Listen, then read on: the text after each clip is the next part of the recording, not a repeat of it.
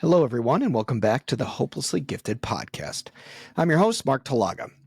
All right, gang, we're going to talk about one that I hear about an awful lot, and that is perfectionism. Whoops, messed that one up. So, as you can see, the perfectionism topic, it's a human condition on some level, but as with all gifted kids, everything is in the extremes. So when we're dealing with perfectionism, it has a very, ugly face to it. It's got kids that are unwilling, unable to move, unable to initiate, unable to let something go, rigid inflexibility, you name it, I've seen it. I'm sure you've seen it. And perhaps you've even seen it in yourself. So I'm going to talk a little bit about what is the underlying issue with perfectionism, my view on it, how we treat it here at the center. And once you get a better understanding of what you're up against, hopefully that informs you on how you can better manage your child's perfectionism, manage yourself around that, and move forward a little bit in a way that is going to be imperfect. And so let's start out with the obvious. You are allowed to be imperfect in how you deal with anything. One of the most important things about perfectionism is knowing, yes, you need to be able to do things imperfectly. However, the counterpoint to that is perfectionism is not a dirty word. It's not a bad thing. We don't look at it as a problem. So in certain cases in life, we want perfectionism.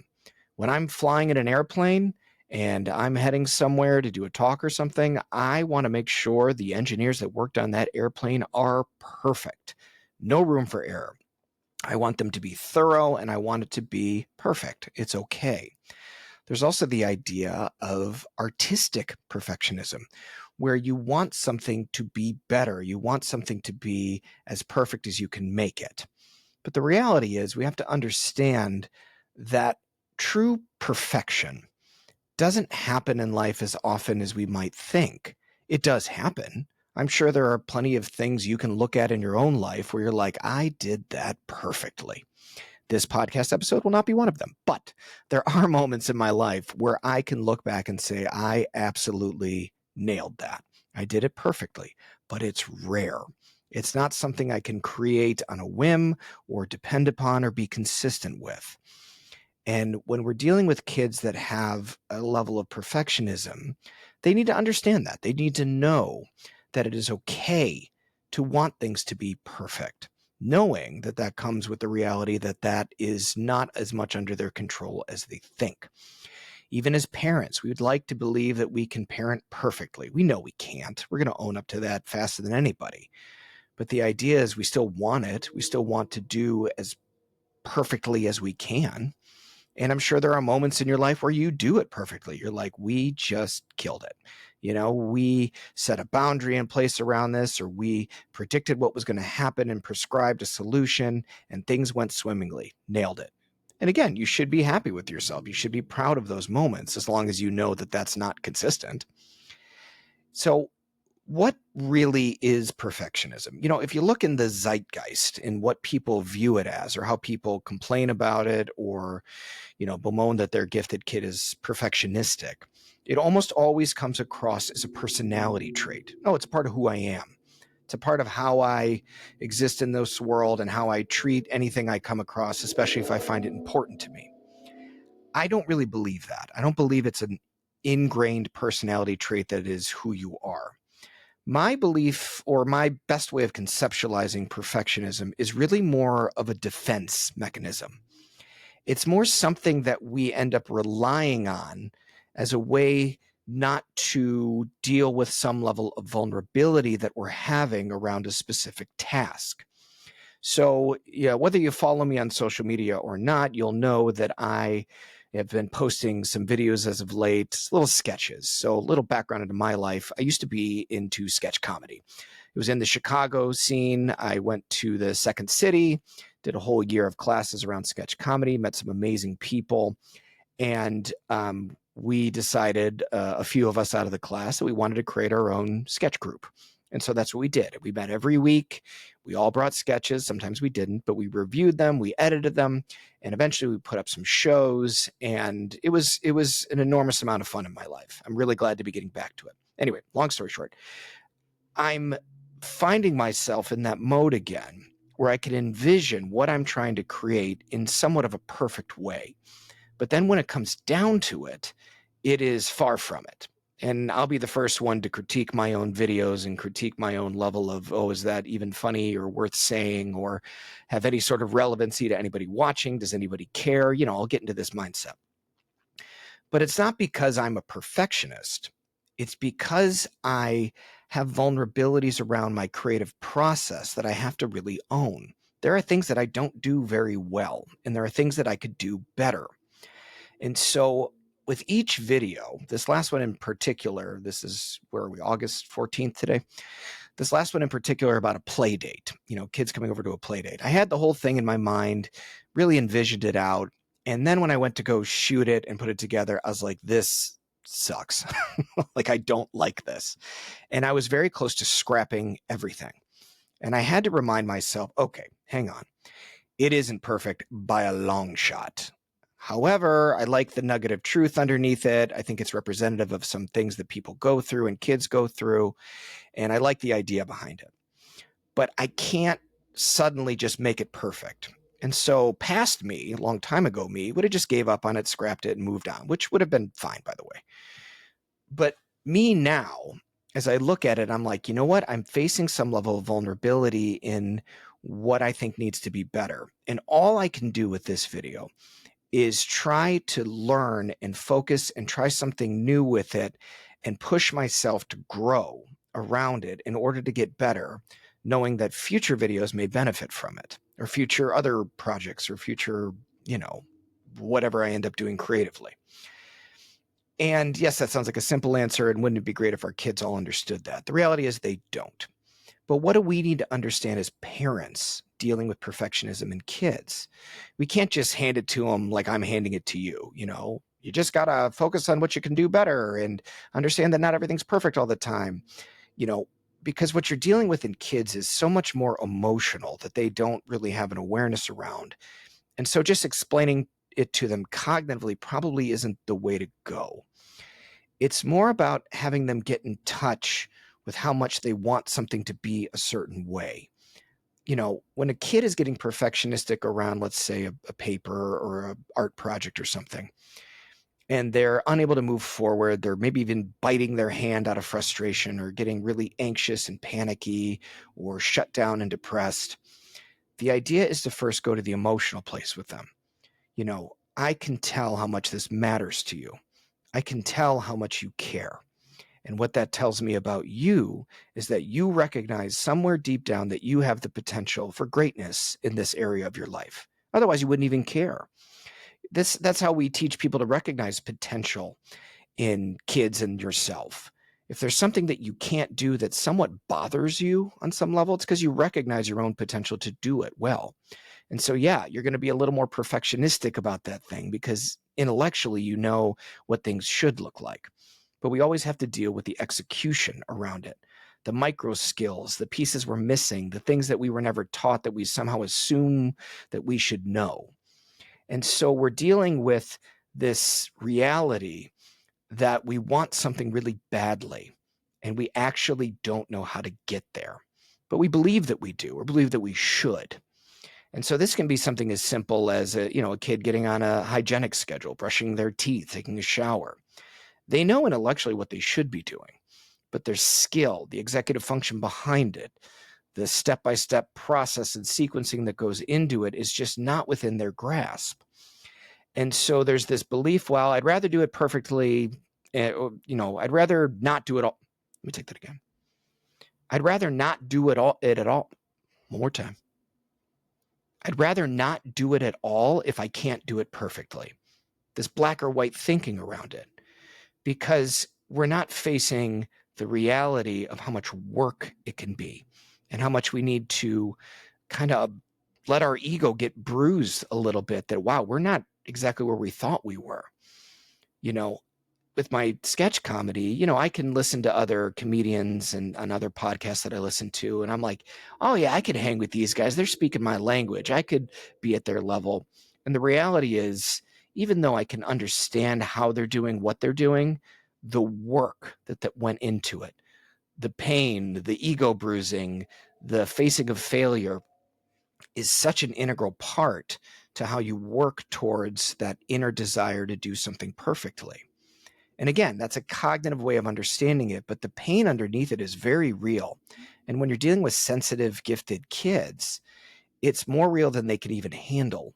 And sometimes they're not ready to deal with that level of challenge. They're not ready to say, I'm willing to commit to what it takes to get to the level I want to get to. And so they may jump from thing to thing to thing to thing. And as parents, we're like, I just wish they'd stick with something. I wish they could just value the work that goes into it. They might not be ready yet. They might not be emotionally ready yet or cognitively understanding that's what it takes, even though intellectually they might get it. And so you're always up against trying to control something with your kids that's really out of your control. You are not going to force them or reason with them into being more able to be adaptive during a process. You're really more that person next to them that's recognizing, whoa, you're really going through it. This is really hard. And I can see that you see it in your head of what you want to do, but your ability to get there still has a lot of gaps in it.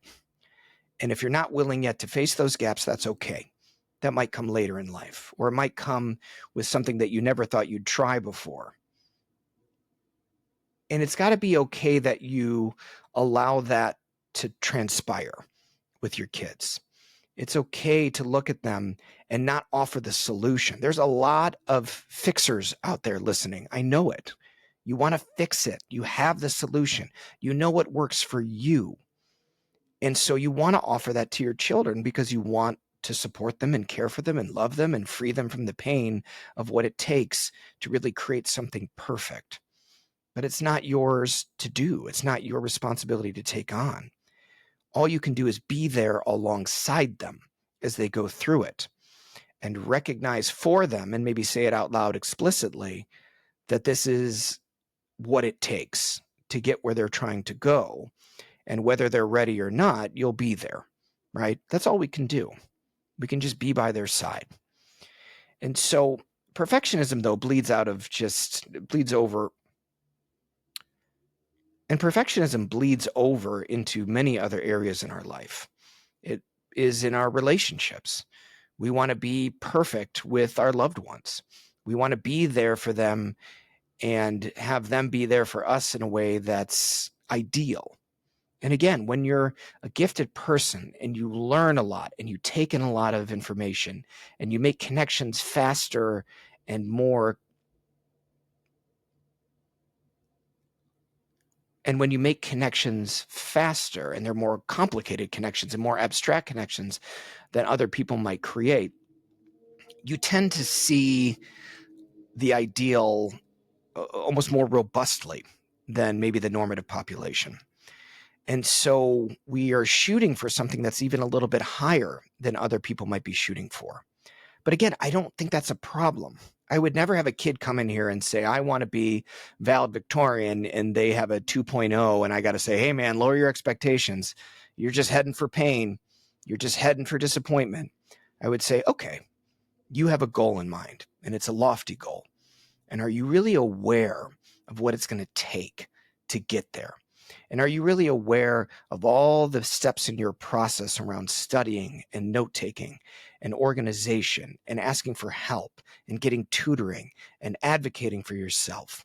Are you really aware of all the steps in place that you might need to work on in order to reach that goal? And so when we're trying to hold ourselves to a level of perfection, we've got to be very careful that we're not putting ourselves in a position where we lower our goal, but at the same time, we're not dismissing that it's going to take a lot to get there. And sometimes it starts to shift your priority. You know what I mean? Like you start to realize, yeah, you know what? Now that I look at all the work, I don't really care that much about it. That's okay too. It might just mean that you're saving it for something else. And you have to align yourself with where you have both the understanding that you want something, you see it clearly, and you're willing to go into the process and have your ego get bruised a little bit that you might just be average at it in the beginning. And that even after all the work that you do, there's still going to be other people out there that do it better than you. Can you handle all that? And if the answer is yes, then yeah, you might be heading towards perfection. But it's not really the goal, because the goal, if you're going to perfect anything, is to perfect your process, to perfect what works for you. The way I go about sketch comedy is not going to be the same as somebody else. I have certain things that I see and certain things that I need, and certain areas where I need opinions from others, and certain areas that I do very, very well, and certain areas where I'm just bad at it. And I need to adapt my process to fit all of that, right? It's a process for anything in life. We have to adapt it for the deviance, for what sets us apart in our own unique human nature. And only then can we continually grow and get better at something. And yeah, every once in a while we'll stumble upon perfection. But even then we know it's fleeting, and that's okay.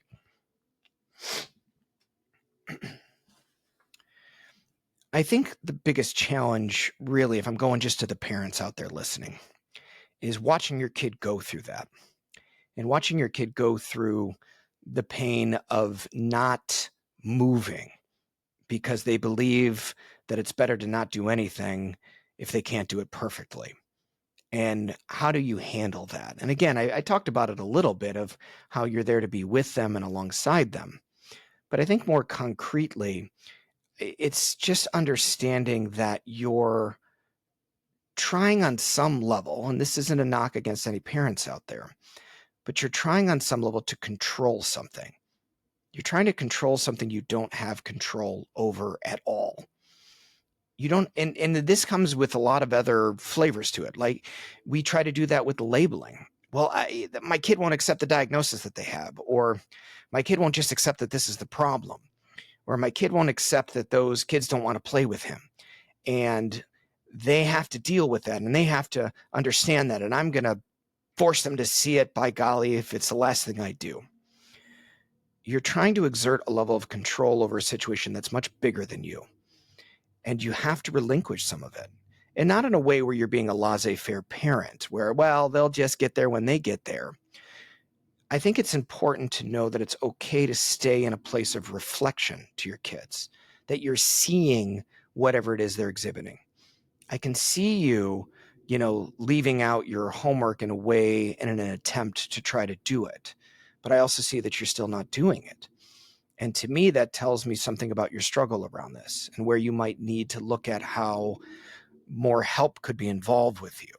And I'm willing to do what it would take, but you have to let me know, or we need to figure out a new way of going about this, because your process may not actually fit you. So a lot of the work that we do with kids in here is first getting them to understand themselves and understand their unique nature. And then understand that the process that we typically apply to ourselves is always going to be from some normative, from some idea of how it's done by others, or how it's done by experts, or how it's done by people that do achieve perfection. And if you apply that, it might work a little bit, but my gut is it won't sustain, or it won't feel very fun, and it might turn into a slog rather than in something that's staying motivational, because you see that there's actually progress because you finally found a process that fits you. And again, a process, I use that word a lot. And some people ask me, like, what do you mean by process? And all I really mean is that you have some level of way of stepping through the work that takes into account where your vulnerabilities and your strengths are. And it takes into account the things that you might need that other people maybe don't need. A lot of people that have ADHD sometimes need somebody in the room with them, not talking to them, just in the room with them in order to do a task. It's somehow easier for them. There's a term, I think it's called body doubling, right? You have another person there, and it's not about them doing it for you, but that brings a level of peace and calm, or it's kind of an escape route that if something does go wrong, you have another person there. Some people need to do it in complete isolation. And some people need to have somebody with them every step of the way so they can ask 1,000 questions in a row. And a lot of times when kids are in school, the way the classroom is set up or the way, things are taught to them is not a good fit for their process. And so parents will, make a complaint to the school that it needs to be changed, it needs to be different. But there's limitations to what a teacher can really do or what a school can really do. And sometimes it's about accepting the process that is presented to me and how I'm trying to get better at something does not fit.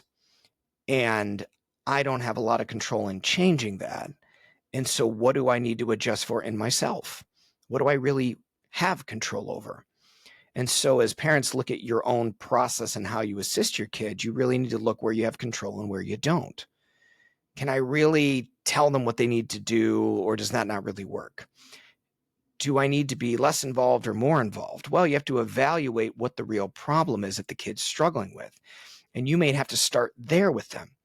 It feels like the thing you're working on, the paper you're trying to write is really a struggle, but let's really dive in to what is so hard about it. Where do you get stuck? And so a lot of times you walk them through the process. Okay, talk me through how you write a paper. And a lot of kids will be like, oh, I just think about it and then I write it. And so I reflect back to them. So you don't have a process, right? So we have to start there. They don't have a fleshed out process. And so we may start with a normative process of brainstorming, idea dumping, organizing the ideas, outline, first draft, final draft kind of a thing. But through that normative process, I'm only using it as an evaluation tool to see where they start to flinch, where they start to shy away from what's working with them or not. And then you're dealing with some kids that can't express where they're stuck in the process. And you need to do a little bit more fine tuning or a little bit more experiential, having them actually do it with you or whatever it looks like, right? But you got to be creative in your process of helping a child assess where they might get stuck so that they can build out a process or at least be willing to try new things that may be of help to them. But you're always explaining to them that in a process, in order to achieve that perfection, you have to have somewhat of flexibility. Now, some kids don't have the flexibility, right? So they can't go into that process saying, okay, I can try it and know it's more of an art than a science and it might not work and we got to fine tune it. We got to go back to assessment and reevaluate all this stuff. Some kids are so rigid around the way they're doing things. All that should tell you is how sensitive they are, and developmentally speaking, they are not ready. They can't go to that place yet. And so it might be finding way more support for that kid than they're even, willing to say they need. And so you always meet a kid where they're at or a person where they're at or yourself where you're at in developing a process that really fits you. And so if you're envisioning, okay, there's this creative thing in my life or there's this work thing I have, and I'm going to out loud walk myself through how I'm going to accomplish it. And as I'm walking myself through how I'm going to accomplish that thing, I want to pause anytime I start to feel the stress around the next step, because that's usually an indicator that something about your process is off, where perhaps you need to delegate that aspect of it, or you need to reinvent the way you deal with it, or you need to get some help in talking with others to get a sense of how they deal with it. You might need more information, just end of story. Or there may be possibilities you weren't even aware of. Oh, I can ask somebody else to do that for me. I didn't even think about that. But you want to continually refine, refine, refine. That's real work towards the goal of perfection. And so, as I leave you thinking about these things, it might bring up more questions than answers, and that's okay, right? And I might be not delivering everything I have to say about this topic perfectly, and that's okay. But what I am going to do with it is create a way for you to engage with me, whether you go to our website, hopelesslygifted.com, and leave a question, or you comment on, a video of mine. I'll see all of it, by the way. I look at all that stuff. But I want to also put out there that I know my process can improve and I'm open to feedback. Some people aren't, by the way. Some people are too protective of their own process. And again, that's the rigid part. That's okay. And the idea is perfectionism is not a bad thing. And it's not this personality trait that you're born with and you have to struggle with. It's more of this issue that you're overcompensating by believing that you should be able to be perfect without facing the real vulnerability you have and not being able to get yourself there, right? To get yourself to the perfection. And if you can understand it as it's a defense, then you can understand that there's emotional rawness underneath it. And some kids are ready to face it, and some kids are not. Some adults are ready to face it, and some adults are not. And where you actually have control is not how you force somebody through that process, but by being with them, by reflecting what you're seeing and that you have an understanding of it that maybe expands out their own understanding of their issue.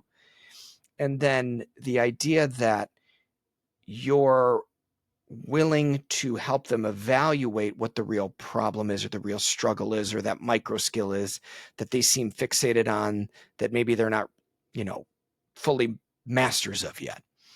And you're going to help them evaluate that better. That's where you have some control. That's where you have some real help to give to somebody who's struggling. But we have this notion that, well, we're gifted. I should be this way. And I was always praised for this. And, my parents said I was great at this. And that's nice. It's okay. And you can still take that in for what it is, which is a form of love and compassion and seeing your strengths. But you don't have to be beholden to a standard that's not really a good fit for you. And so your job is to really do the work of saying, I'm struggling in this, and that's why I'm not doing it. It's not because I'm a perfectionist. It's because I'm struggling. It's because I have a vulnerability. And can I start to really look at what the problem set really is and go a little bit deeper and not focus so much on the symptoms, but where the real root issue is, root skill is that I don't do very well. If you can do that, you're going to be perfect. Okay, I'll end it with that. And I hope this was helpful as always. Please reach out if you have questions, thoughts, comments, concerns, or confrontations. I don't know. I'll take it all. Thank you so much for listening. And until next time, this has been the Hopelessly Gifted Podcast. Thanks. Bye-bye.